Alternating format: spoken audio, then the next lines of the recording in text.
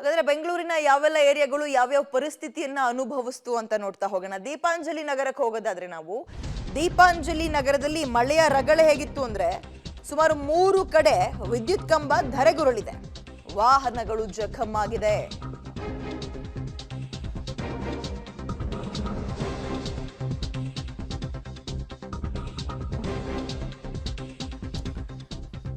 ಎರಡು ಕಾರು ಒಂದು TT vehicle ಜಖಂ. ಯಾಕೆ?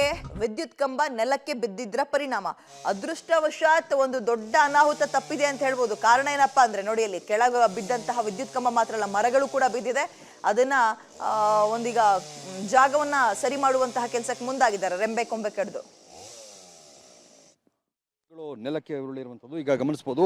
ಮನೆ ಮೇಲೆ ಯಾವ ರೀತಿಯಾಗಿ ಬಿದ್ದಿದೆ ಅಂತ ಅಂದರೆ, ಒಂದೇ ರಸ್ತೆಯಲ್ಲಿ ಸುಮಾರು ಒಂದು 100 ಮೀಟರ್ ಅಂತರದಲ್ಲಿ 3 ಕಂಬಗಳು ಅಂದರೆ ವಿದ್ಯುತ್ ಕಂಬಗಳು ಧರೆಗೆ ಉರುಳಿರುವಂಥದ್ದು. ಏಕಾಏಕಿ ಬಿದ್ದಂಥ ಮಳೆಯಿಂದಾಗಿ ಏನು ಕಂಬಗಳು ಕೂಡ ಧರೆಗೆ ಉರುಳಿರುವಂಥದ್ದು. ಸಿಕ್ಕಾಪಟ್ಟೆ ಗಾಳಿ ಬೀಸ್ತು, ಅಂದರೆ ಬಿರುಗಾಳಿ ಸಹಿತ ಮಳೆ ಆದ್ರಿಂದ 3 ಕಂಬಗಳು ಕೂಡ ನೆಲಕ್ಕೆ ಉರುಳಿದ್ದಾವೆ.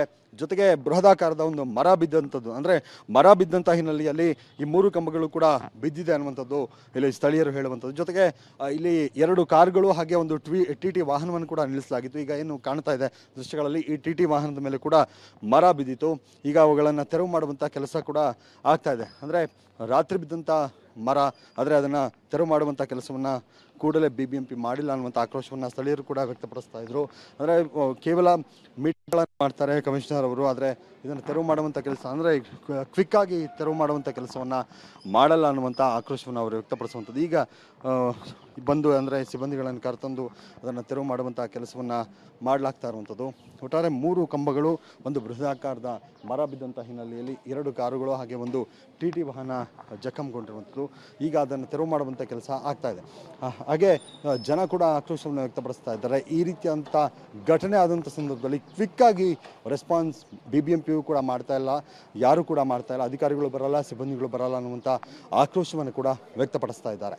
ಕ್ಯಾಮ್ರಾ ಪರ್ಸನ್ ರವಿ ಜೊತೆಗೆ ಮಾದೇಶ ನಿಕಲ್, ಪಬ್ಲಿಕ್ ಟಿವಿ ಬೆಂಗಳೂರು.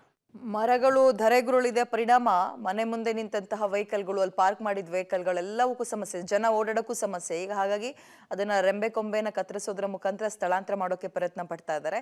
ಇದ್ಯಾವುದೋ ಒಂದು ಏರಿಯಾದ ಸಮಸ್ಯೆ ಅಲ್ಲ, ನಿನ್ನೆ ಬಂದಂತಹ ಮಳೆ ಈ ರೀತಿಯ ಹಲವು ಸಮಸ್ಯೆಗಳನ್ನ ಸೃಷ್ಟಿ ಮಾಡಿ ಹೋಗಿದೆ. ಈಗ ಅದರ ಬೆನ್ನಲ್ಲೇ ಇನ್ನೂ ಒಂದು 3-4 ದಿನಗಳ ಕಾಲ ಸಂಜೆ ಹೊತ್ತು ಮಳೆ ಬರೋ ಸಾಧ್ಯತೆ ಇದೆ ಅಂತ ಇದ್ದಾರೆ. ಇನ್ನೇನೆಲ್ಲ ಸಮಸ್ಯೆಗಳನ್ನು ನೋಡ್ಬೇಕು ಗೊತ್ತಿಲ್ಲ.